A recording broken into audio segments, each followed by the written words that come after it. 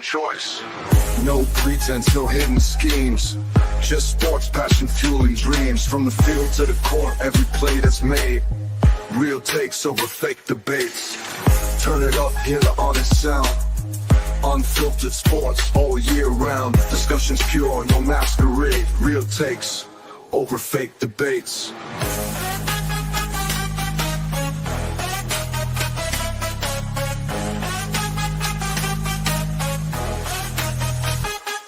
Turn it up.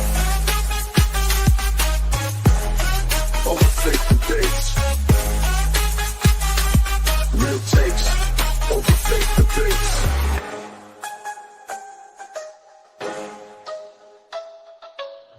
Real takes over fake debates. And we are live. Sbtalksports and Sean Webb, real takes over fake debates. It is Friday. How you doing today on this Friday, Sean?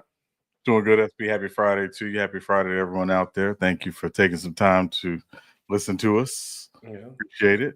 Yeah, we appreciate it. You know, SB and Sean Webb, this is Real Takes Over Fake Debates live every Monday and Friday, usually at 7 p.m. Central. We're coming at you a little bit early today because we got an action-packed stuff going on later today. We got some boxing. We got Iron Mike versus the internet boxing sensation Jake Paul. We will give you guys a preview of that later in the show. But, Sean, we got to go get right into it because we got breaking news.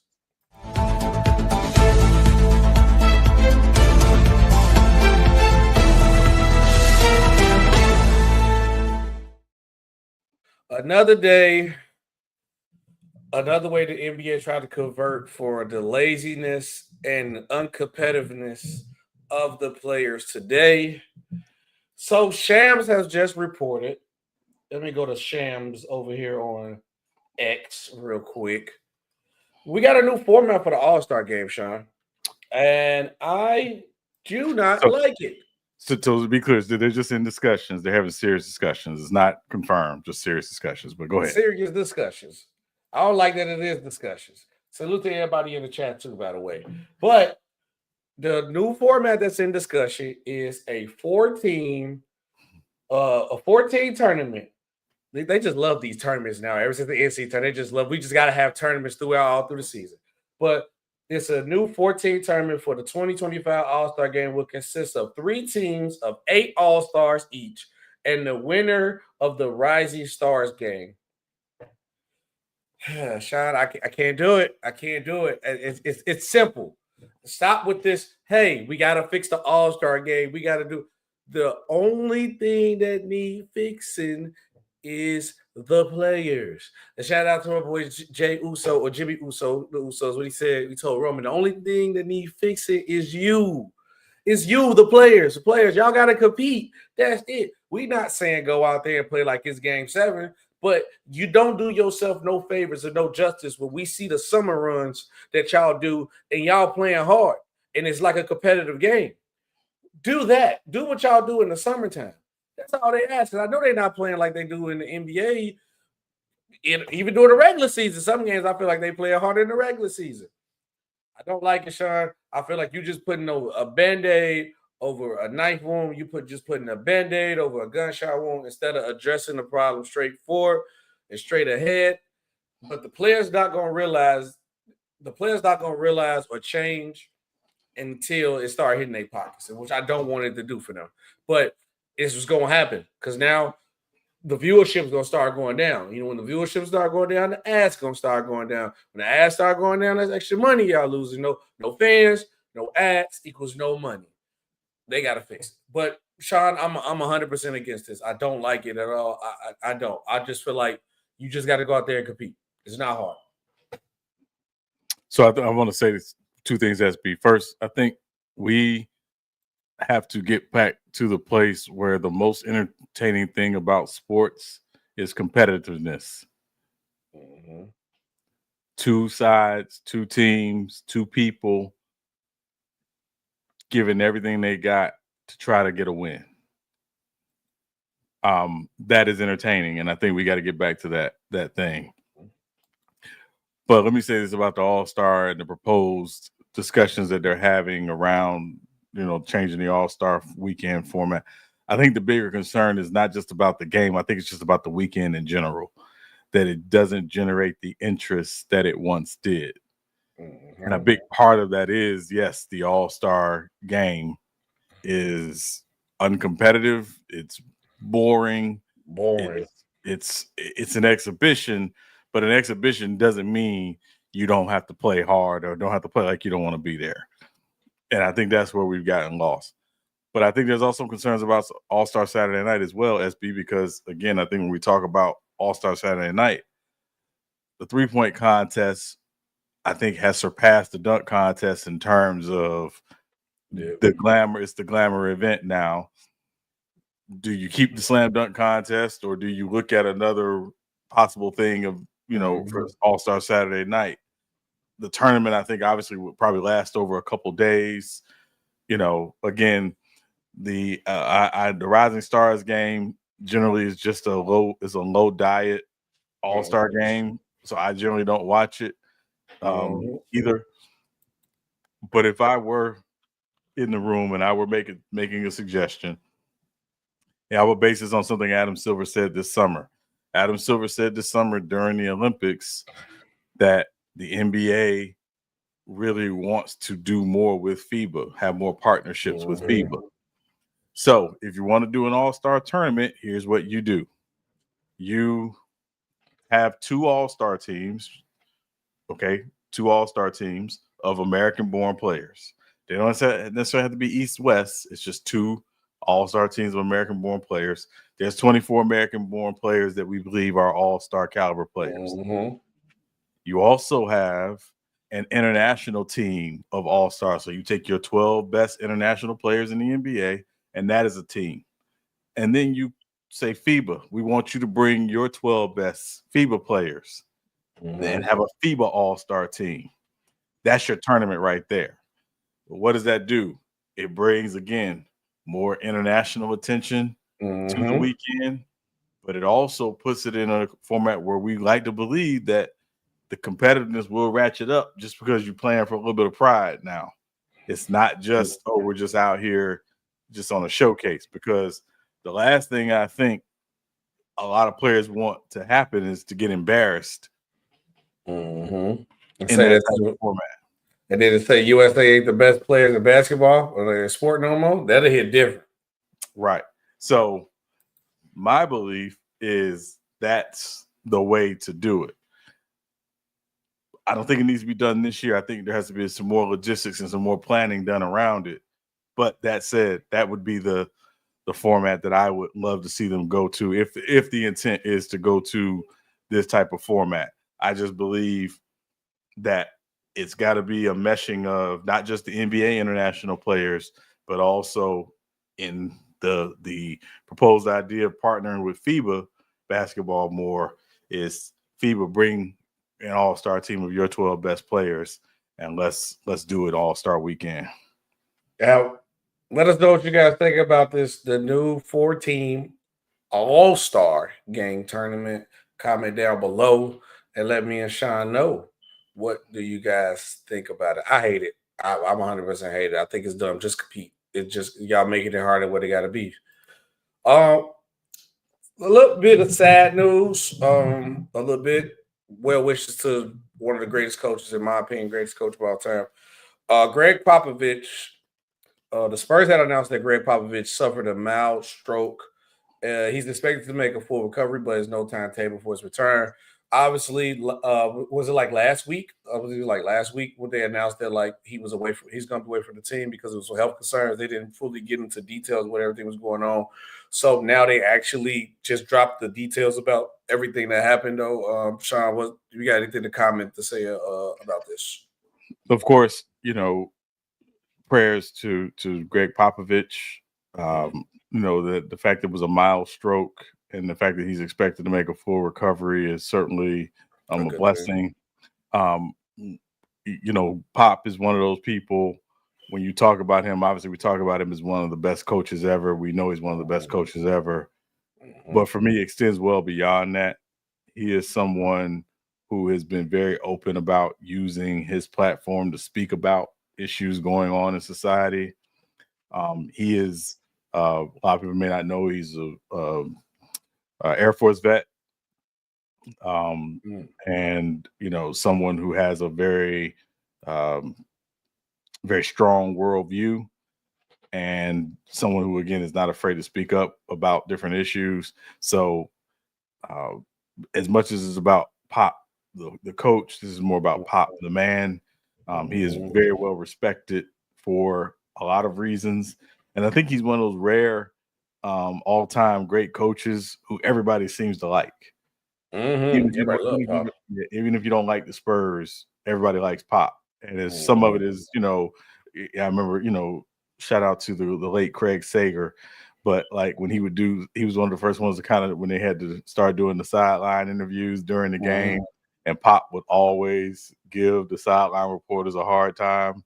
And it became kind of a running joke, and, things like that. And so, but it's just part of Pop's, personality, his humor and things like that. And so, hate to see that he's not going to be on the sidelines for a Spurs team that I think obviously is really trying to be very competitive in a very competitive West.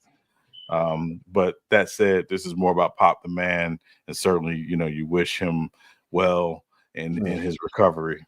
Yeah, I definitely want to extend my wishes and prayers to the Popovich family and Pop himself. Hope for a speedy recovery. Like you said, it's more about Pop the man than more than Pop the coach of a player. Sometimes, you just gotta go ahead and sit it down. And be there for your fam. Pop, your legacy was, always solidified. Can't nobody change it. Like I said, he's the greatest coach of all time for me. And for me, because it hit a little bit different for me, because Sean, you personally know what's kind of going on with my life, so it kind of hit a little bit more personal with me. So I understand like the impact of that, and you don't want to overwork yourself, Pop, or also you don't want to put yourself in a position where where your family worried and everything like that. It's okay, Pop, to sit down. You solidified your legacy. Go home, rest, recover. I'd rather for you leave on your own terms than some health terms. I think Pop should rock out this year. And you done built up a coach. I think Pop should just go ahead and call it quits. Honestly. That's just me. And I know everybody like this, something like a little overboard to say when you see some health concerns. It's just me personally, because I'm kind of going through something like this. I've seen it like firsthand. So I'm looking from the other side. So if I'm looking at it like Pops was my granddad, or I'm saying my uncle or something, I'll say the same thing. Because the same person that I'm going through, whatever I'm going through like this with, I was saying the same thing to her. Like, maybe you gotta, chill out a little bit. You don't have to go everywhere. Call me if you need something. You don't have to go do this and that. So it's just a personal way where I'm saying that I want to turn nobody away by me telling Pop should retire because he had a stroke. That's just the way I feel about that.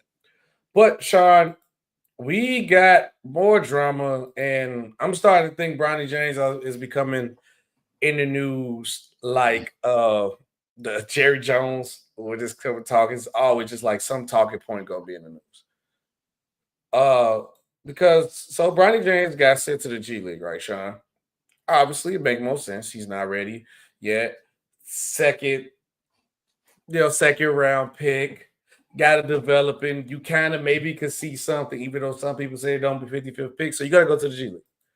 Well, it's announced that Bronny James is going to be a part-time G Leaguer player, Sean.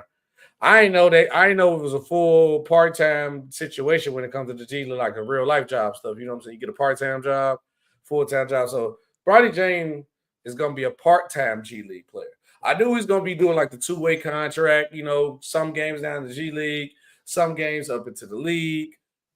But no, this is what he means when he says he's a part-time player.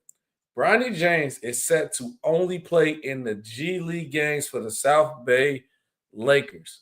Home games only. I have never seen somebody pull this off. He's not traveling with the team at all. So I guess he's going to be with the Lakers when they on the road, or he's just going to be at home. I don't know. But what is your reaction to Bronny James announcing that he's a part-timer and will only play at home games?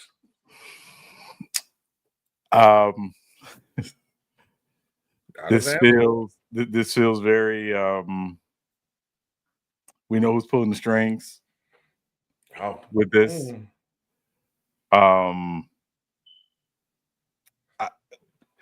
SB, we had a lot of back and forth about the draft, the NBA draft this past, summer, and Bronny certainly was a big part of that conversation.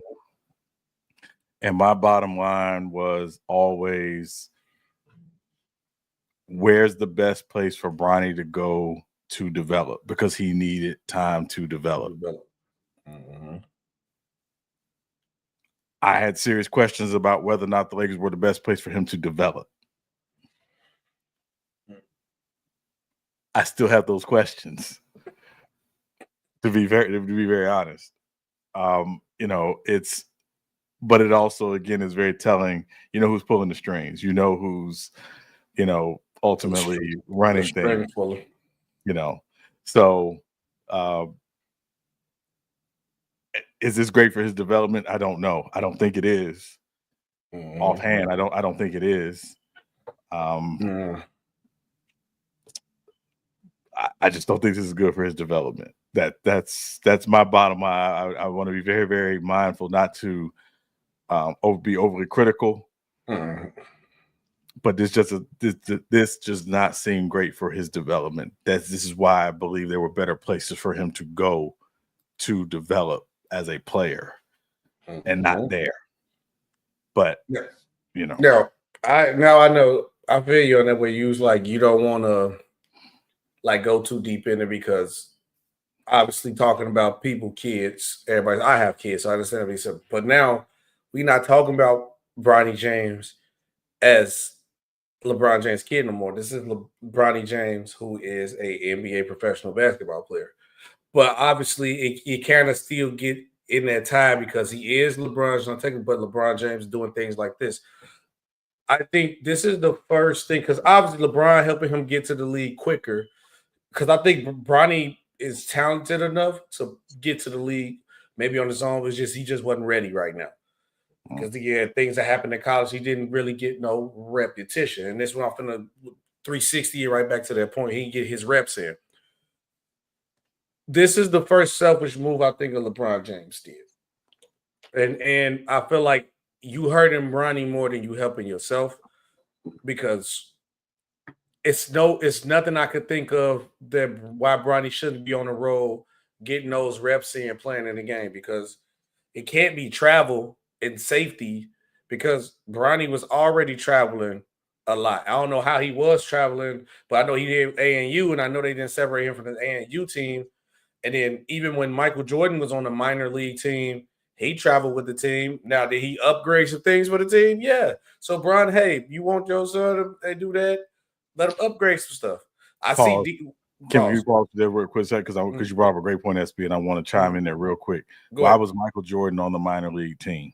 Because he wasn't good enough to play in the majors. Right. There's a process that you go through when you get drafted or you sign with a major league team that 99.9% of the time you're going through the minor league system. Jordan didn't start out in rookie ball, which is single A. He went to double A because double A, they needed to have the accommodations for him as much as possible in terms of press and all that stuff, because it's Michael Jordan. But there's a reason why he was in the minor leagues. There's a reason why Bronny is in the G League. There's a reason why a lot of guys are in the G League. A lot of guys are in the G League because they need time to develop. They are not good enough to be full-time contributors at the NBA level yet. Right. It's not saying Bronny won't get there, but being a part-time G League player, it's not good. It's not good. It's not good. So and you brought the Jordan point in baseball. I think you bring up a very, very intriguing point there, because again, what they said, hey, Jordan's only going to play home games in Birmingham, but when they go on the road, he's going to be up with the White Sox at the major league level. How does that help him? It don't help him at all. Right. He's not going to develop. Right, because if you're not getting at bats, he's not playing in the field, it doesn't help him. The same thing with this. It's short of getting some garbage time minutes, which again is not guaranteed in the NBA. I'm not sure how this helps him. So that again is what I go back to. But please, I'm sorry, continue. No. And the reason why I brought up the travel first, because everything that I seen was saying like Bronny flying commercial. And from what I've seen through Bronny's whole journey, he seemed like a humble, quiet kid. Hey, I know he ain't coming off his bougie talking about I'm not flying commercial. So I highly doubt that. Then two, it can't be the safety thing that you worry about, because like Bronny's a star. I know Bron get a lot of hate, but at the end of the day, Bron, you play basketball. If somebody going that far that serious, they are a psychopath and need to be in jail. And who will try to hurt Bronny, they need to be in jail. That's just simple as that. So I don't believe that's the problem. And Bronny was already been traveling with other teams doing these things before. And if you were concerned about the proper accommodation, Bron, you got it. Help the team out. Take part ownership in the G League team. Okay, now take a look. It could be 1% just so you could just upgrade the buses or upgrade whatever it got to be. Now, for the other point of the performance point, when I said what happened at USC, well, I think Bronny was a talent that could have made it to the league, but the problem with USC, he needed reps because he had something that happened. And I'm going to go full circle back with the performance thing. Like, you taking Bronny away from the away games is that's less reps that he could get. And that's taken away from that. He need more time to develop, more time to play. Him sitting on the bench with you and JJ Redick and him practicing with the team is not going to help him get to where he want to be, because the main two problems I see with Bronny right now is just the main one I see is confidence. And the way to get your confidence up faster is getting on that floor, making your mistakes. And the best place to make your mistakes is in the G League, where nobody truly nobody cares about the G League like that. Like Bronny had 5 turnovers in that game. Everybody talk about it that one night and it disappeared. But if Bronny comes up here and drop 5 turnovers for the Lakers, they're gonna talk about it for like 2 months. So it's a different thing. And I feel like this is the point of Bronny making to the league. Is this for LeBron part? But if LeBron wants Bronny to maintain and stay in the league after he retired, because LeBron just said, I probably got 1 or 2 years left in me. If you don't let Bronny get on the floor and develop, when you leave and retire, Bronny going to be right behind you. And that's not fair to Bronny, and LeBron ain't going to like that. So let Bronny get his reps that he been missing, because we're going to talk about a quarterback later who was low on reps too, and you see the problem when you don't get that repetition in and you don't get the flow of what you need to do. You can see how that you play. You don't play consistent. But I just don't like this. I feel like this is the one time I can point at LeBron James and say this is like a selfish thing for you to do, because it's about Bronny too. You did your part. The about LeBron part came when y'all walked on the floor with Ken Griffey Jr. and when y'all came back home in Cleveland. You got your moment. It's not about you no more, bro. When you have kids, it's not about you no more anyway. It's not about you no more, LeBron. You got your 2 moments that you wanted, bro. Let Bronny go do his thing, man. You got to let the bird fly from the nest, bro. You got to let Bronny develop to the talent that he can become, because it's flashes of it there. I can see Bronny being an Alex Caruso type. I can see Bronny, if he was taller, definitely a Drew Holiday. Those type of, he could be a utility player. And if you become a utility player, you can be very valuable in long-term your career. Can I say this real quick, SB? Just from a father's perspective, particularly, I'm father of a son. Mm-hmm. My son was around middle school age, I'll just say that. And he was getting to that point where we had to have a real conversation. And I told him, I said, at a certain point, you're going to get to a certain age and you're going to have 1 of 3 options. You can go to college, you can go to the military, or you can go to work. But the key word I said in all of that is go. Go. To your point, this is part of, and again, it's not even just Bronny's development as a player, about his development as now a young man who's coming into manhood. Is this what is best for him to be so much under his father's, thumb? I don't know if that's best. And again, this is coming from a father's perspective, not a basketball perspective. It's just purely a father's perspective. you know, you gotta like you said, you gotta let them leave the nest. They know where the nest is if they need help, but you gotta, you know, kick them out the nest at some point, and it doesn't feel like that's necessarily happening here. And again, in terms of his development, I'm not sure this is best for him, and this situation is best for him, but that remains to be seen. And of course, we'll be watching. We'll be watching too, shout out, because I want Bronny to be successful, man. I truly do. But bro, I understand. See, I ain't got a son yet. You know, I be different. I got daughters, so I understand. But if I even understand with them, y'all gotta go ahead and figure it out. But besides, you know, a lot of people do overreact with Bronny in general, but a lot of people overreact in general, Sean. And the NBA fans are overreacting about everything right now. We are at max. I'm trying to see where we at. 12, 13 games in. No, not 20 games in. I can say that straightforward. No team is 20 games in yet. Yes. This is the overreaction that I'm getting so far. The Cavaliers is a lock because they started the season 13-0 to go to the NBA Finals. They gonna be Boston.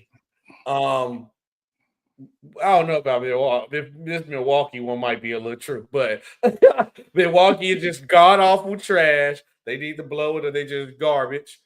I mean, Giannis had to drop 60 to beat the Pistons. I might entertain that one a little bit too.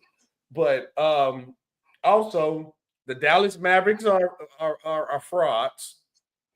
Even though Luka had a terrible bad play. What else? Steph Curry and the Warriors are better now than they was during their championship run. It's one thing about the Warriors that I will say is true, but I want to hear your point too. What was the other one that I've seen that people was overreacting from? Was it the East team?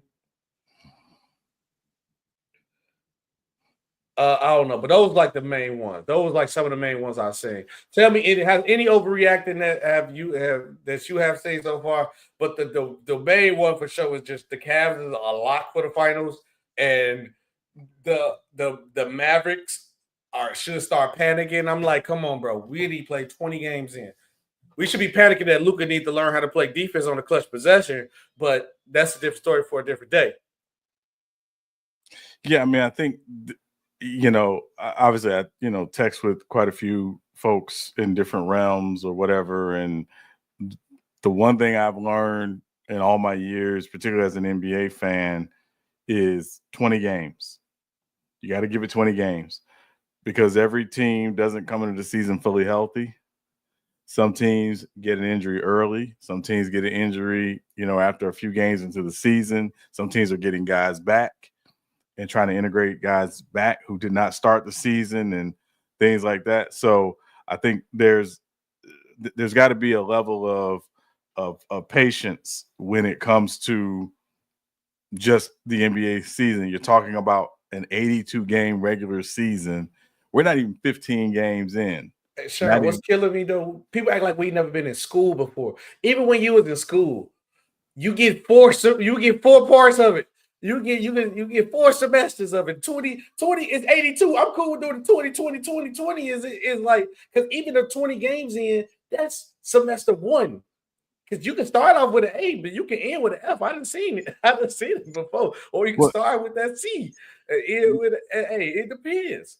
Yeah, and I think, but also SB, I think what you're seeing too is there are people who treat the season like it's a game. That's true. And even in a game, you can come out and start out really slowly and be in a hole. And all of a sudden you figure out, okay, we got to do this, we got to do that. You make an adjustment here or there, blah, blah, blah. They may have the other team may have issues during that game. They may help you get back in the game. It's a long game.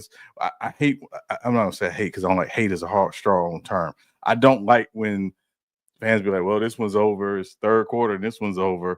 I literally saw my team when they brought the ropes out many years ago in the NBA Finals, and fans left the arena thinking, okay, this one's over. And as soon as they figured out it wasn't over, they were already outside the arena trying to get back in. It's like, no, go home. You said it was over. Go home. So I don't think any game's over until the clock is done. But as long as guys are still competing and guys are still fighting and there's time left, there's a chance. We see this in sports all the time. 28-3 is a real thing. It happened. Like it happened.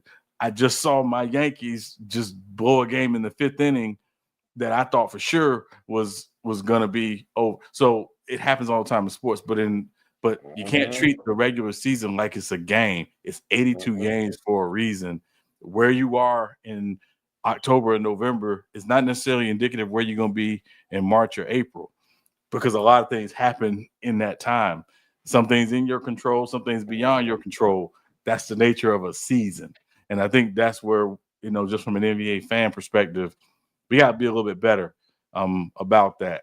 Again, it's too soon to overreact. Last I checked, no team has clinched a playoff berth yet. No, they have not. And no team has been eliminated from the playoffs yet. Even if there are teams that we don't think are playoff teams, coming into the season, no team's been eliminated officially yet. So let's just let things continue to play out and see where things are. But 20 games for me was always my benchmark. That's about a quarter of the season. Let's see where we are after 20 games. For me, Sean, the only thing that I'm ready to, not even say overreact to, I'm ready to solidify a stamp, because I don't see him slowing down no time soon. I at least see 2 to 3 more years of this. It's Steph Curry. I know we do tiers, but mainly on our show, we do tiers.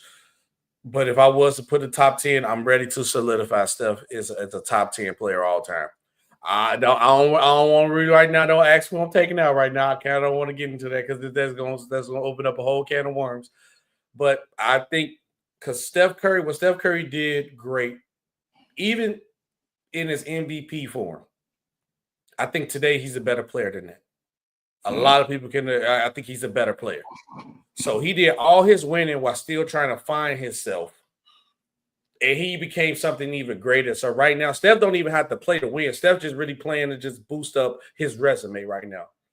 And I think for him losing players and he going another deep run, even though I think that last championship that they snuck off, that Boston sold away, they snuck that one off. That really solidifies Steph too. But I'm ready to acknowledge the fact that Steph is the top 10 player. He has the cultural impact. He has the game impact. He has the jury. He has the resume. He has a legacy stamp with his shooting ability. He's known in the category as someone as the greatest of something in the game of sports. So I'm ready to solidify Steph is the all-time great player. Point guard, obviously, one or two, whatever you want to argue him at. But at number, he's in the top 10 for sure. And I'm starting not even put him in the bottom 10 right now. I have never, Sean, this is my last thing, and let's see what you got to say. But I have never seen a guy win an MVP, unanimous MVP at that, and then later in his career, he becomes a better version of that MVP player. I have never seen that in my life. Yeah, I mean, it's again, I'm not big on top 10s because, again, I don't want to disrespect anybody. That's why, again, we do the tiers thing. But certainly Steph, is proving there's a different type of greatness for him at this point. And what teams are doing, I think, is realizing, and I think even from a fan perspective, is realizing, people threw a lot of dirt on that perceived Golden State grave, and then they're not done yet. Now, are they a championship team? No, I don't think they are. But they're certainly not a team that's, left for dead, because they still have number 30, and they still have, again, one of the better coaches in the NBA, in Steve Kerr. Ooh, sure. Hold on. We got breaking news.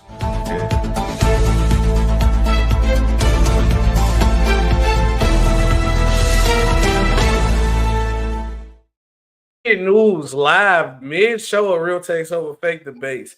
Kiyan Anthony is headed to Syracuse. Oh, this is big. This is big.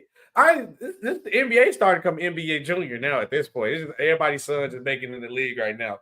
But this is big. Kiyan Anthony going to Syracuse to play at his dad's school where his dad won a national championship at. I know a lot of people don't give Melo love in the league because it's ring culture, but a lot of players don't got no national championship either. And everybody can say they led the team as a freshman to a national championship. I think this big. I like this. I like this a lot. Sean, what's your initial reaction to this? Kaya to Syracuse. Let's go. I mean, it's certainly it's a great story. It's a legacy story. Obviously, when you talk about being second generation to go to Syracuse just like his dad did, I think definitely he's an immense young talent. I'd definitely be curious to see how he does at the college level, the collegiate level, whether or not he'll be one and done, which I think is obviously a real possibility for him as well, depending on how he plays as a freshman. But, that said, this is a big news and really excited to see him at the next level. Yeah, it sucks because I was going to ask a question like, what if he ended up going to like the Nuggets or like the Knicks or something? That'll be even crazy. But I think from how his talent is looking and how, like you said, him being one and done, I don't think the Nuggets or the Knicks gonna be that bad enough in time because I think Kaya is gonna be a lottery pick for sure. Because one thing, if he can get the build of Melo, he gonna do the same. But he know his favorite player, Paul George, which I get it because Paul George is to like the eye of the young players. Like Paul George is very skilled. People forget Paul. I know Paul George, whatever, but as a basketball player, skill alone, Paul George is one of the most skilled basketball players. But man, you need to go back look at your pops tape. Go back, go there, get the Melo tape, and just put a solid 15 on Kaya. You go hit differently. Trust me, because the part of Melo game was so crazy. He got the wet jumper, the jab step, of course. He played bully ball. Melo bully ball time. You go get buckets. But shout out to Kaya Anthony committing to Syracuse. Oh man, let's go. Sean, we gotta switch over to the gridiron because my two favorite players of all time playing football. If you have been watching the show, and Sean, of course, is LaDainian Tomlinson. That's the reason why I'm a Chargers fan, and Marshall Faulk. Two of my favorite players still to this day. Still to this day in football. They're my two favorite players. They're long retired. And in the era that we in now with the non-value that people put on the running back position, it kills me every time. And I am happy Saquon Barkley is purifying the water of the running back position right now. He's bringing back the value. Ladies and gentlemen, you better put your money in the stocks at the running back position because the Giants organization, you put a spotlight on this and you deserve this. You pick Daniel Jones over Saquon Barkley, not for production and not even for popularity. You picked it over the position that he picked. The job title that his job title. You get rid of him. He goes to the Eagles. Has been killing it since day one. Arguably in the MVP race right now. I mean, arguably could win MVP. He's in the MVP race right now. Right now, Saquon Barkley, Sean, is 10 games played, 1,137 yards. He's averaging 6 yards to carry, 8 touchdowns already.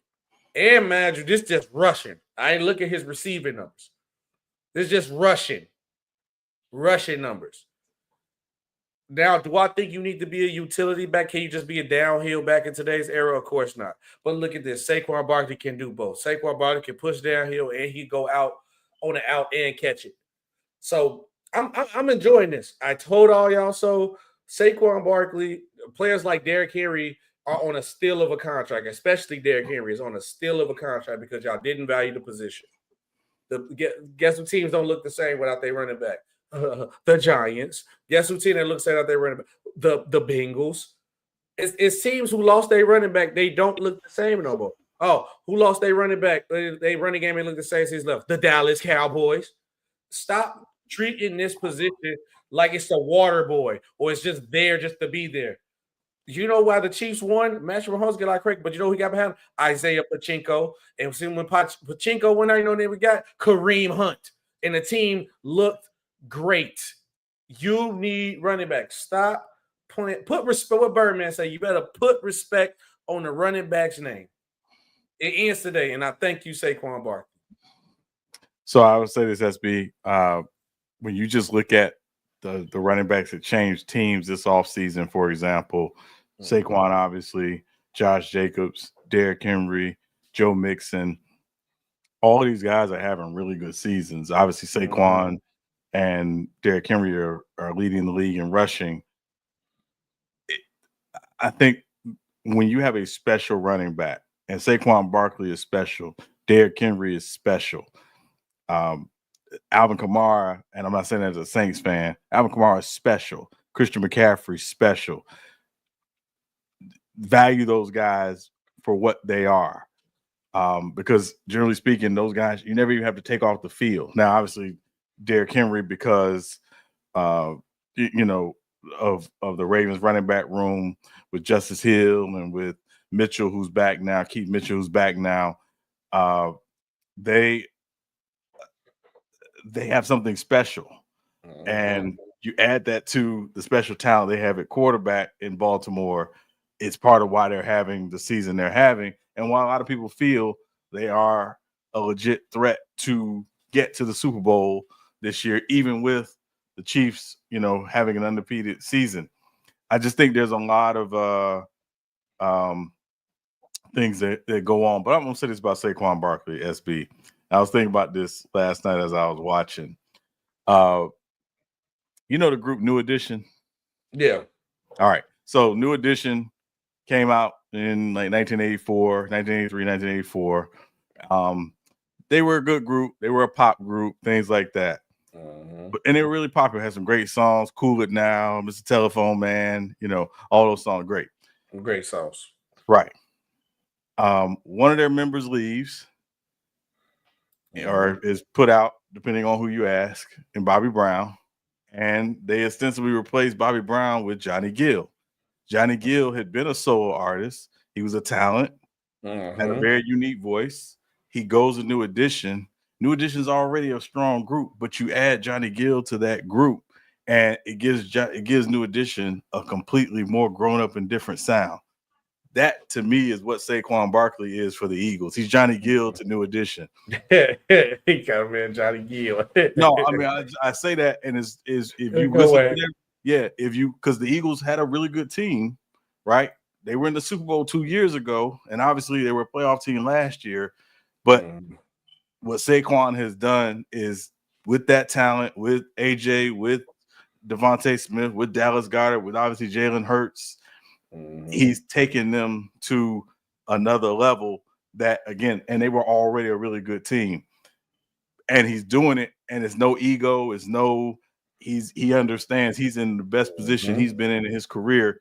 And again, in a lot of ways, Johnny Gill going to New Edition took his individual solo career to another level. So what I'm saying is that sometimes it's right fit, right timing, but also it's the right attitude. And Saquon is we always knew he was talented, but now you're seeing it in a space and in a place where he can really excel, because, to be frank, the Giants are a dumpster fire. It's the reason he went to the Giants, because he was just that good and they was just that trash. Right. So now he's in a place where it's like, and it's not, and as good as he is, it's not all on him.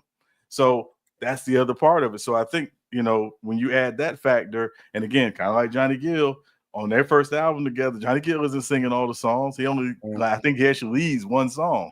So, you know what I mean? So it's sometimes it's just getting that special talent at the right time with an already talented group that takes it to another level. And I think that's what you're seeing with the Eagles and Saquon Barkley. T.Y. said he gonna hit 18. Hey, he keep playing like this, he might hit 2,000. He might hit 2. Yeah, and I think also, and we didn't really talk about the game last night, but I think what the Eagles have shown, really probably since their bye week, especially because they were 2-2 going in the bye week, they also weren't very healthy, is Detroit is not a given to get to the Super Bowl. This Eagles team's going to have something to say about that, because their defense is playing really, really well. And you look at Jalen Carter, you look at, N'Kobe Dean. You look at obviously Quinyon Mitchell, some of the guys they got, Vic Fangio, what he's done for that defense. This Eagles team is gonna have a lot to say about who's representing the NFC in the Super Bowl. It's not just a given that it's going to the Lions. I can tell you one team it ain't gonna be, Sean, because after that game we're talking about when Saquon Barkley went off for 2 TDs, played against the Commanders, which I think this game was like to a point to the Commanders, like, yeah, we see y'all, but y'all ain't ready yet though. We see y'all though. We see y'all coming, but y'all ain't ready yet. Let me go slap it. This been our division. Let's slap that hand real quick. This been our division. But after the game, when Saquon Barkley was there for the game press conference, the Eagles fans was chanting, "Thank you, Giants. Thank you, Giants." And this is all I want to say on this. This is what happened when you value the name of a position over production, and for everybody to go try to talk about some business-wise popularity, because Saquon Barkley was the most productive and most popular player on that team. But you refused to pay him because of the position that he played. And I know Saquon is probably happy that he probably won't have to be injured no more for carrying the trash team on his back. He'll have to be injured no more because the line can't protect him. You don't have to be injured no more because they put all 10, 11 players in the box and said, "Hey, Daniel Jones, we're going to leave this guy right here wide open. Let's see, can you make the pass?" But Saquon not going to get the ball. So that was a hilarious moment for me. The Giants, I'm surprised that guy still got his job at the point, because for that Hard Knocks clip and for Saquon Barkley to do what he do, and for the guy to say, "I will have a hard time sleeping at night," which if Saquon Barkley goes to the Eagles, I guarantee he ain't been sleeping lately. I think the guy, I don't want nobody to lose their job, but you got to go after that. I'm sorry. You got to go. Now, John, we know we was talking about overreacting earlier in the show and about with players and giving them time with their reps and develop. So it reports that the Indiana Colts wanted to give Anthony Richardson a wake-up call by benching the second-year quarterback for veteran Joe Flacco. Now, my only problem with this is like, okay, I don't know the inside day-to-day where it's like, did Anthony Richardson come off like he wasn't working hard, or was he being too arrogant, or you feel like it was just I could do whatever because the position was my position? I don't know that part, so I'm not going to speak on that. But for you to say to get this man a wake-up call, I'm sorry to tell you this, guys. He's still a rookie, technically. He's only like 10 games in. He hasn't played a full season yet. And also, when he was at the University of Miami, he didn't even get a Florida, University of Florida. He didn't really get that many good reps in either. Like, he played what? One season. Technically one season. And you got to play what? Say like you're a freshman coming in. You can't leave until what, your second or third year, right?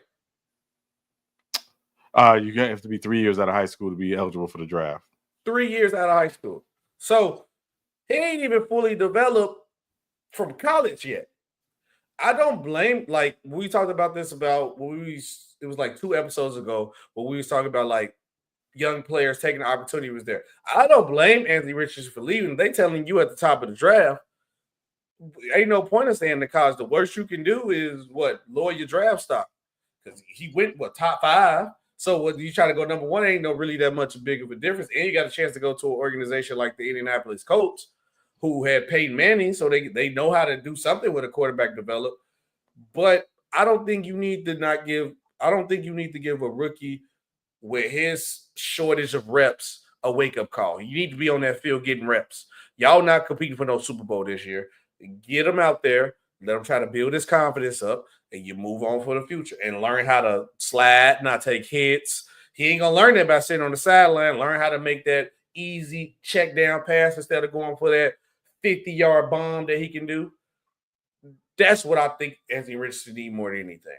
All that the wake-up call stuff, I'm not with it. Unless it's something personally going on where he's not actually working to his full extent, then I hear you. But besides that, no, I'm not hearing that, Sean.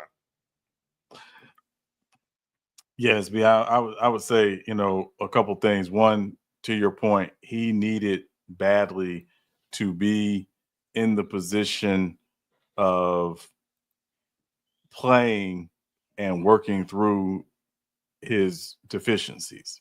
Because when they drafted him, he was a very, very raw talent. They drafted him in part because they felt, again, this guy's got a great deal of upside. I was one that I didn't think he should have played his rookie year. And I do think some of the reason why he got on the field his rookie year was because the person upstairs, Jim Irsay, was pushing for it. And if the owner makes the call, and the owner, Jim Irsay, while he's not Jera, Jim Irsay has been known to meddle from time to time. I think he was the one pushing for it. He should not have played his rookie year because he needed to learn from a veteran how to kind of go in and prepare and get ready. Now, to your point, he's only played 10 games in the NFL, only started 10 games in the NFL. If you look at his numbers in his first 10 games, they are very, very comparable to a guy in Buffalo by the name of Josh Allen's first 10 games in the NFL. Very comparable. Josh Allen, after his first couple of years, got some help with his mechanics, got some things figured out. They got Stephon Diggs, and obviously the rest is history. It takes time. And I know we're in this, instant gratification, microwave society, 3 minutes or less. If it ain't done in 3 minutes or less, it stinks. That's not how this works. There's a thing called development. And I thought the Colts as an organization, you mentioned Peyton Manning, also Andrew Luck, those guys were considered pro-ready from day one. Anthony Richardson was not. And so how they handled that really, really, truly matters. Now, they basically said he's going to be the starter the rest of the year. They have to, because they still got to figure out what is he and where can we help him in between seasons 2 and 3 as we continue to try to develop him, because we did make an investment in drafting him. He needs time to develop. Now, the flip side is that there are also some things about Anthony Richardson that I think they really didn't understand. Anthony Richardson, I want to say, is a little naive. When he taps out of the game, that a starting NFL quarterback doesn't do that. You can't do that. An offensive lineman can't tap out of a game. Nope. So the quarterback cannot tap out of the game.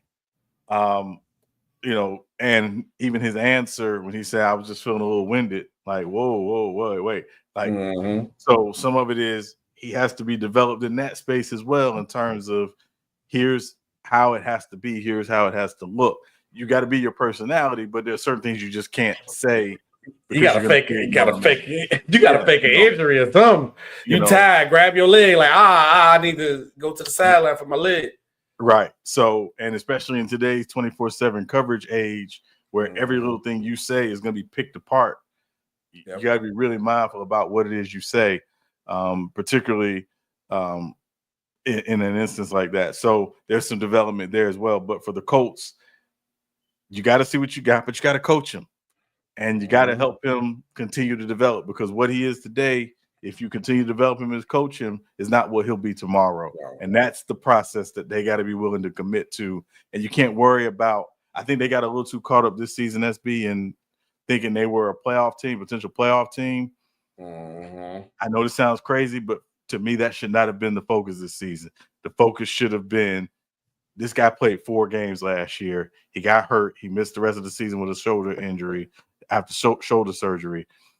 We got to develop him. We got to see what we got, and we got to be fully committed to that as a coaching staff and as an organization. And I don't think that was always the case during the season. And I 100% agree with you on that point. And also, from the point of perspective, I think they should have did, like you said, if you was going to sit him the first year. This year, he got to play. because you don't want to be in a position where you're ruining a young quarterback, either side, from injuries or being your offense being bad. Because we just seen something just happen when people offense being bad. With the Bears fire offensive coordinator Shane Waldron. Not shocked. I'm just say I'm not shocked. There's only two rumors that I kind of heard. I want to say what you were the truth that is fuel to the fire of it.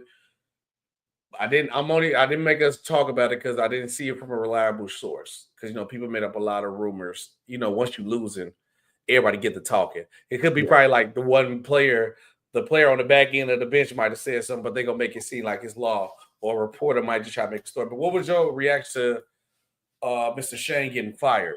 Before I tell you the two rumored things I heard about the Chicago Bears team.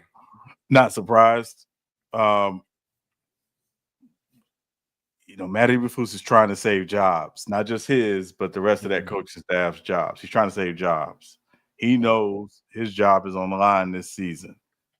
So if they can get a spark going with the new offensive coordinator who was the interim offensive coordinator last year in Carolina, then it could potentially save jobs. So I wasn't surprised by it at all. But also, when you just watched that offense and Caleb Williams, they looked like an offense that just didn't have a lot of answers, and they didn't like they did a great job of preparing a rookie quarterback in some of these games. Will it be much better this Sunday? It remains to be seen. But it doesn't surprise me. This to me says Matt Eberflus is trying to save jobs, starting with his own.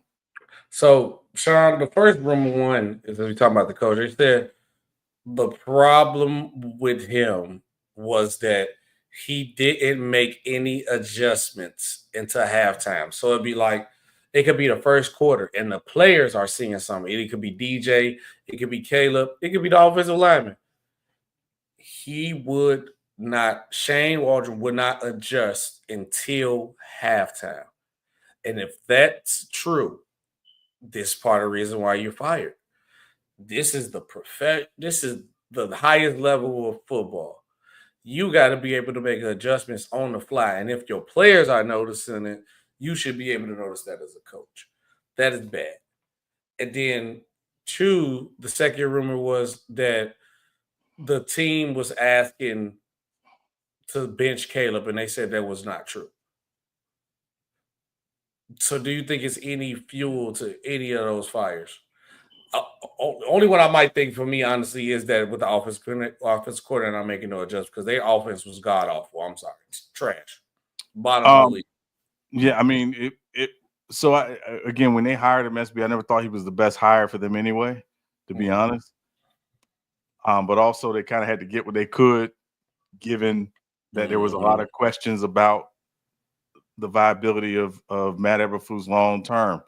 Even though his contract is past this year, there was questions about is Matt Eberflus going to be there long term. So I don't think they were able to go out and get the cream of the crop offensive coordinator as it was. Shane Waldron was not great last year in Seattle, which is part of why even though they changed coaching staff, part of the reason why they let him go. There was some questions about it's not a lot of motions, not a lot of shifts. It's just not an overly inventive, creative offense. And again, you're dealing with a rookie quarterback, and you're dealing with an offensive line that isn't great necessarily and has had a lot of injuries. So, I don't think benching Caleb Williams was ever the answer. I think the answer was, what do we do to help Caleb Williams develop? And if some of the development is, hey, we need to be an offense that's really more run heavy and try to do things off the run, and that's what we'll do. And then we'll open things up for Caleb as he becomes more comfortable. I just don't think they necessarily had the best game plan to develop Caleb Williams, which again is kind of indicative of the Chicago Bears and their history. So, for me, benching Caleb Williams should have never even been on the table, as far as I'm concerned. No, it shouldn't have been. And do you believe that he didn't make any adjustments until halftime? I think that's always adjustments are relative, right? again, I think you can see some things that a team is showing you in the first drive, and you're saying, okay, well, they're showing us this look, and they're showing us, this look pre-snap, post-snap. You're having conversations with, hopefully your quarterback and your offense, and saying, hey, here, if they give us this look again, let's go to this, let's go to that. Whether he did that or not is hard to say. What I can tell you, just watching some of the stuff I saw, it didn't look like a team that was overly prepared for what teams have been throwing at them the last few weeks, given that I think they've only scored 27 points in the last 3 games combined as an offense, if I'm not mistaken. So that's not good. It's terrible. Sean, since we're on the subject of football, and the NBA fans are overreacting, acting like the playoffs are going to start now. Season just started, it's beginning. But we are at that point with the NFL season. We were like week 10, 11 coming up this week. Week 11, yeah, week 11. So we halfway there. We got to do the NFL playoff picture, Sean. And if the playoff was to start today, right? We got the AFC would be Chiefs, Bills, Steelers with the 3 seed. Shocking right there. 4, the Texans. Then we got the Ravens as a wild card, Chargers as a wild card, and the Broncos as a wild card. Then if you go to the NFC, we got Lions, Eagles, Falcons, Cardinals, Vikings as a wild card, Packers as a wild card, and the Commanders as a wild card. Do you see, before we get into deep dive and anything else, do you think we actually seen our playoff teams with these teams? Or which one you're nervous about? Like, I don't know. The one if I say nervous about the Broncos, I'm not sure the Broncos are a playoff team. I think there's some teams, right behind them or right there in the hunt with them that could sneak into that 7th spot in the AFC. I do have to say, I think in the NFC, again, in terms of the wild cards, I think these are your wild card teams in the NFC. This team right here, they ain't making it, 49ers. I only can't see my mouse. So I think the only way the 49ers make it is they got to win the division. So it's because I think there's only one team from the NFC West that will be representing the NFC West in the playoffs.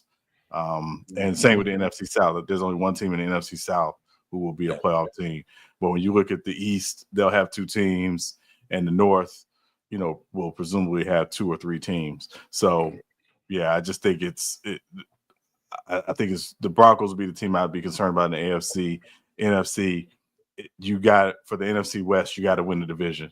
And, these games, the Cardinals are off this week, but this 49ers Seahawks game this Sunday is a big, will tell you a lot about, who potentially wins the division. So, I think if the 49ers lose that game, they out for the playoff. I don't think, because the Cardinals actually been way better than what a lot of people thought this year. Maybe Call of Duty didn't hit as hard for Kyler. So Kyler, he's focusing on that football. Right. Shout out to the NFC North though for possibly gonna have 3 teams in the playoffs. I acknowledge that they was playing the best. They was playing like the best team in the best division in the NFC. They still hold strong. Chiefs still undefeated, and this one right here, the Steelers one, shocked me. I'm sorry. Shout out to the Steelers, man. Yeah, and again, it could change this week because again, if the Ravens win this week, then they would move to first in the AFC North. So, and the Steelers are getting ready to play a very tough part of their schedule. So that'd be the other thing with them is I think they had a very favorable schedule the first half of the season. They're starting their divisional schedule. 6 of their next 8 are in the division. They know that division tough too, by the way. Yeah, and it's not, even though again those 2 of those teams in the division are struggling, it's still a divisional opponent, and you don't want to take it for granted. So I just think it's one of those things where there's a lot of fluidity that can happen with the AFC North. But I think Kansas City, Buffalo, and the Texans, I think they're locked. To me, those are the teams winning those divisions. it's the AFC North that's still up in the air. Before we go to the next story, Sean, I want to know right now from at this point, who is your favorite and who's your dark horse from the 17s? We want to do just the 17s that's available. I mean, it's probably gonna be the 17 that's available anyway. But who's your favorite in each conference and who's your dark horse?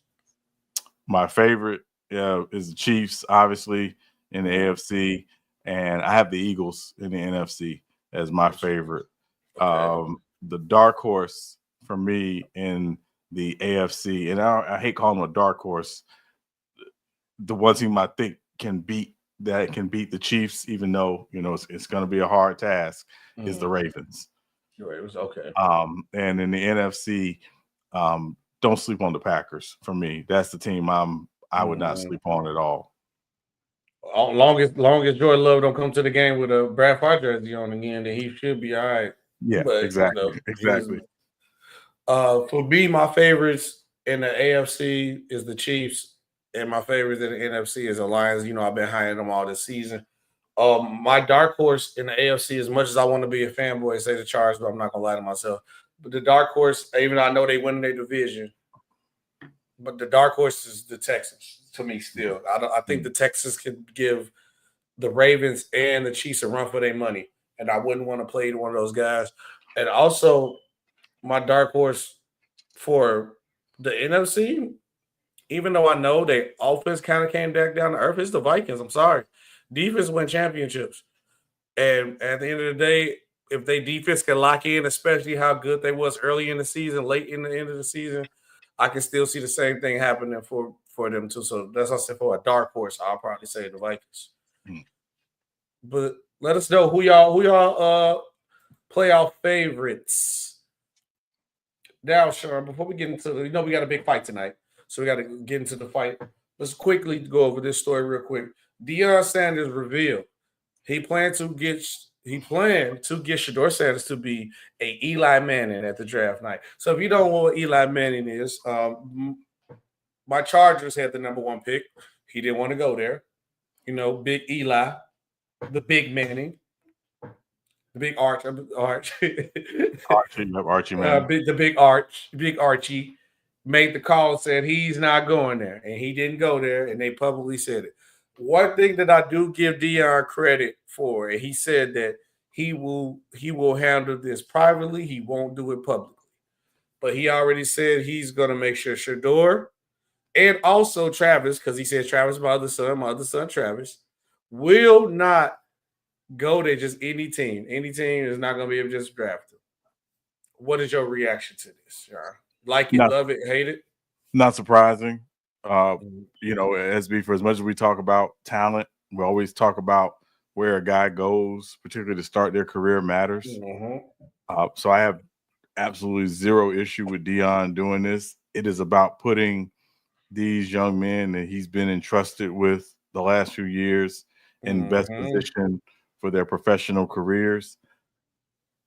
And I think he's going to, he's not going to be public about it. I think it's going to be from a back channel perspective, but it's about putting these guys in the best position, because you've seen guys who had a lot of talent, who were great high school, college, get to the NFL and fail, or may not necessarily live up to the expectations. And it's not all because they weren't good. Sometimes it's where they go. Did this place have the right infrastructure in place for them? And that stuff matters, and Deion knows that full well. And so, at the end of the day, I would expect that he's going to do that for Shedeur and Travis, and it doesn't come as a shock at all. That's who Deion is. Hey, so Giants fans, when Shedeur, when Deion says Shedeur is going to be an Eli, it don't mean he's playing for the Giants. So I'm letting you know right now, he won't be playing for the Giants organization after what y'all just pulled. Y'all just pulled this off season. Good luck. I feel sorry for Beck or Cam Ward, because y'all gonna be a Giant. I'm sorry. But tonight is Fight Night, Sean. We got Jake Paul, the internet sensation, boxing sensation, versus Iron, the most feared boxer. I think I'm crazy for saying that, Mike Tyson. What's your predictions for the night. What you thinking? I think it's going to be an interesting fight. Obviously, there are a lot of rules in place. It's only 2-minute rounds. Let's talk about the rules. Yeah, they're using bigger gloves. So I think when you put those stipulations in place, those two in particular, the expectation is the fight will go a little bit longer than probably expected. I would be surprised if it went, less than 4 or 5 rounds. Mm-hmm. But there are a lot of people intrigued by this fight. It is Mike Tyson, and while Mike Tyson is 58 years old, it's still Mike Tyson. He don't look 58. He ain't moving like a 58-year-old. And there are a great deal of people, myself included, who would like to see Jake Paul get his jaw broken. So, I like to, and also, this isn't a legacy fight for Mike Tyson. This is someone who is just still has the desire to box and has trained relentlessly because he still has the desire to do it. I don't want to see Mike Tyson get hurt. I don't think Jake Paul will hurt him. But when you put a tiger in their environment, the tiger got to be a tiger. And right. You've seen The Hangover. What does tigers dream of? Yeah.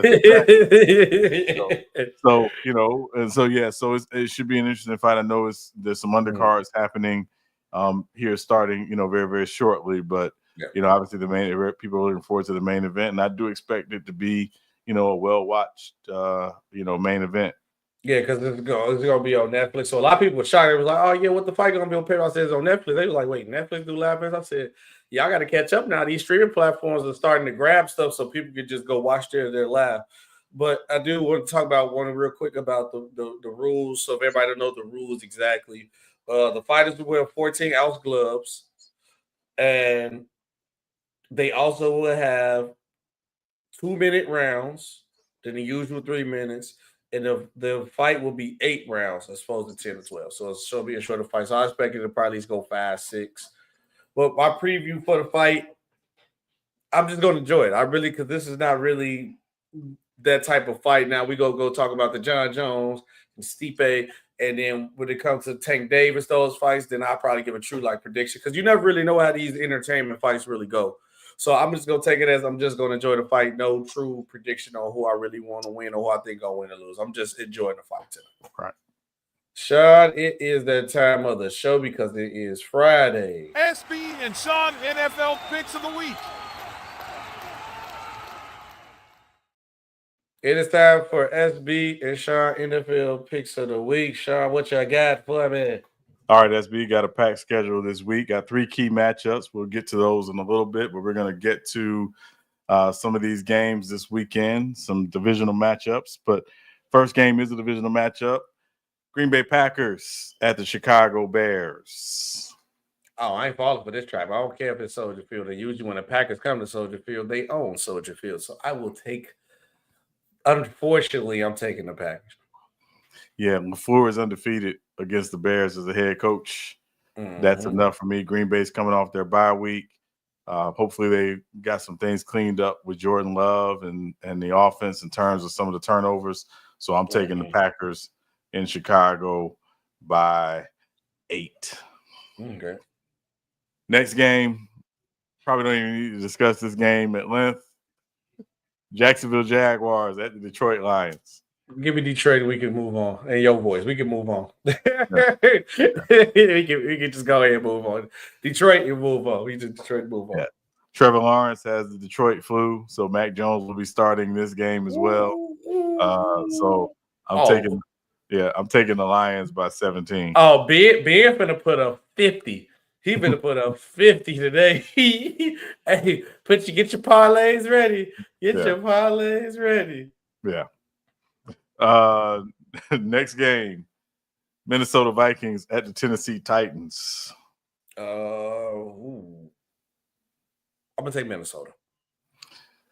Yeah, this is the easy one for me. I'm taking Minnesota as well. Tennessee's a disaster. Mr. Mayonnaise has been a disaster. So I'm going to take the Vikings on the road by 10. Mr. Mayo. Next game is the battle of the funnest cities in America. Las Vegas Raiders at the Miami Dolphins. Ooh. Miami kind of got back on track. If this is any game for Miami to get back on track, it's this game. I'm a little shaky on this game, but since it's the Raiders, it's always going to be after the Raiders. I'm not picking the Raiders, so I'm going to pick the Dolphins just because they're the division rivals. But the Raiders could win this game, by the way, because Miami ain't fully got it under down pack yet. Miami ain't Miami right now. Yeah, and the Dolphins are coming off big win in LA on Monday Night Football. Probably an unexpected win for a lot of us. But that said, they're at home. I'll take Miami at home. I just think the Raiders, again, they'll fight, but it just won't be enough. So I'll take the Dolphins by 6 at home. Mm-hmm. The next game, LA Rams at the New England Patriots. Patriots coming off a big win last week. Ooh, this is.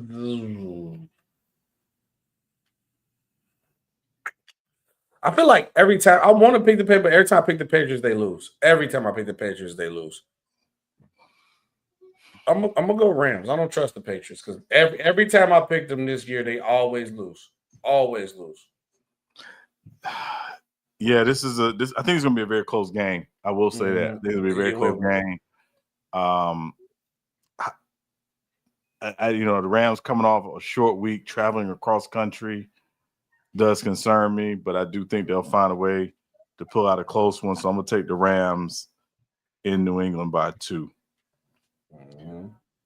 Next game, Cleveland Browns at the New Orleans Saints. Browns coming off a bye week. Saints coming off a upset win last week against Atlanta. I know you're gonna pick the Saints, so you should be back on track. Not picking, so I'm gonna pick the Browns just to be devil's advocate. I know you're picking the Saints. Yeah, again, I expect this to be a close game. It will be. But I'm gonna take the Saints by 1. But again, it would not shock me if the Browns come in and, I don't believe in get back games, but I do think there's a little bit of get back for Jameis in this game, particularly after Dennis Allen did him dirty. And that's why Dennis Allen is now applying for jobs at Dairy Queen. Next game, Indianapolis Colts at the New York Jets. Ooh, I don't know. Both of them are very underperforming bad right now. Anthony Richardson back starting. The Jets just don't look good. I feel like I'm gonna regret this pick. I'm only gonna take the Jets because they're at home. But I'm not comfortable with this pick. I'm gonna tell you that I'm not comfortable with this pick at all. You're taking the Jets at home. I'm only taking the Jets because they're at home.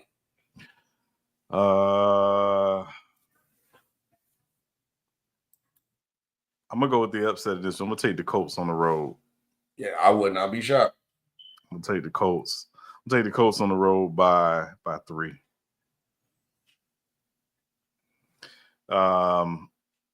Next game, kind of more of an interesting game. Atlanta Falcons at the Denver Broncos. Mm-hmm. Another team playing the division rivals. As always, F the Broncos too. So I'm taking Atlanta because I'm not picking the Broncos. I'm going to take the Falcons as well. I think coming off, they expected to win last week. Lost a tough one last week. I'm going to take the Falcons to bounce back this week in Denver by 7. Mm-hmm. How many games we picked different so far? I think we're going to the key games, right? Yeah, we picked 2 differently so far. Okay, we're going to change it up. Yeah, 2 more games before the key games. Next game, Seattle Seahawks at the San Francisco 49ers, NFC West matchup. We just talked about this game where this game matters, that if the 49ers don't win, I think they out the playoffs.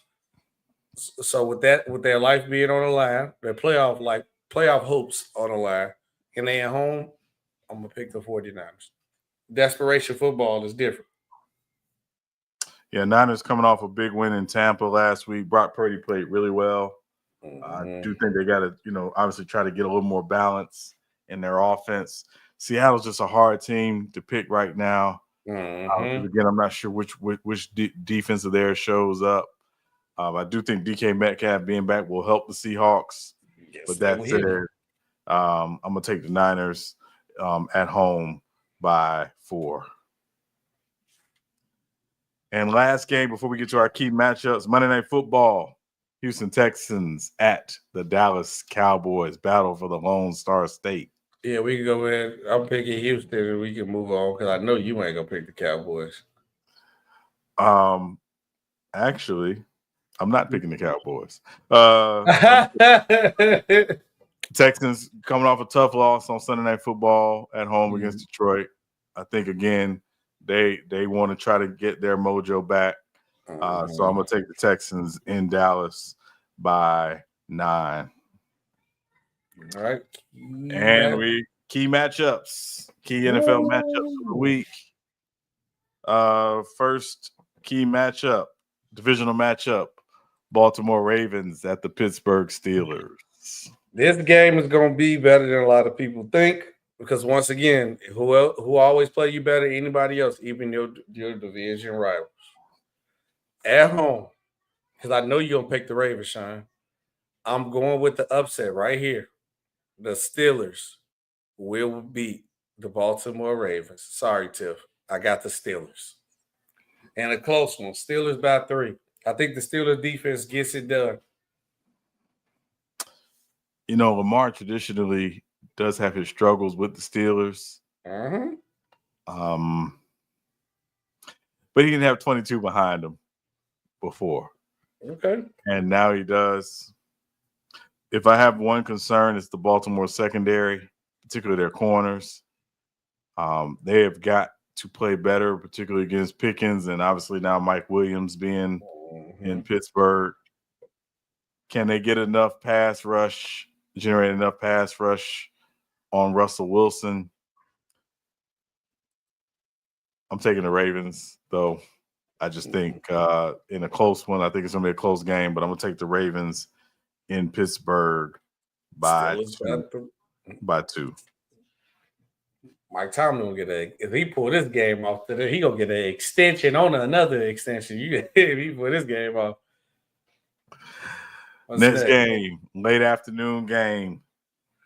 Kansas City Chiefs at the Buffalo Bills. Now this game, I've been picking against the division rival, my team division rivals, but this other team had to forcibly put my respect on their name, and I'm gonna keep it the same way. And I'm gonna have to just see them lose. Now, if any game I think they could lose, this is the game. The Bills, very familiar with them, and the Kansas City Chiefs are very familiar with the Bills. Anybody else coming in a hostile environment on a winning high would go to Buffalo and lose. But I can tell you this: it ain't as cold as Buffalo. Boy, no, I'll take the cold one back. It has been colder in Kansas City, so Patrick Mahomes can play in cold. I don't know if it snow as much as they do in Buffalo, but the Chiefs will be ready. Andy Reid will have the boys ready to play. I got the Kansas City Chiefs to remain undefeated and beat the Buffalo Bills. I do expect this to be a closer game. No Keon Coleman for Buffalo. They're also without their starting tight end as well. I think Kansas City's defense is legit. I think they are legit. And I think that will be the difference in the game for me. Also, Kelsey always has good games against Buffalo as well. I think they found a way to kind of integrate him, the last couple games a little bit more. And the continued integration of DeAndre Hopkins in that offense. I'm taking Kansas City on the road. I'm taking the Chiefs on the road by 6. How many do we pick different? I know we're going to pick different on this next one.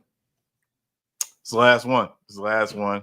You know who I'm picking. You ain't got to argue. I don't got to explain. I'm picking the Chargers. You already know. Last one. Sunday football. Cincinnati Bengals at the LA Chargers is the first non-Penguin game of for a while. So Cincinnati Bengals at LA Chargers. Yeah, I'm taking my both up. No reason to explain why I'm taking the Chargers. You know why I'm taking the Chargers. Jay Herbo versus Jay Shiesty and LA. We gonna get it done. Yeah, I'm taking the Chargers by 7 because of their defense. And because Cincinnati defense stinks. Yes, it does. Royally stinks. I think the Chargers are defensively, they are a problem. Haven't given up 20 points, more than 20 points in a game this season. Wait till next year when we go ahead and get them players in the draft. Go get some of the Michigan defensive players from when Harbaugh was there. We gonna rack up. We gonna be nice. This ain't this just to set the foundation next year. Yeah, and we gonna get a receiver too. Yeah. So I'm taking the Chargers on Sunday Night Football. So those are our games, key games. And how many games we picked different? We picked 3 games differently. 3 games. So what was the 3 games? I keep my own. I know the Ravens and the Steelers. Yes. Colts and the Jets. Cleveland and New Orleans. All right, I'm gonna have to watch those ones. I think it's gonna come down to the.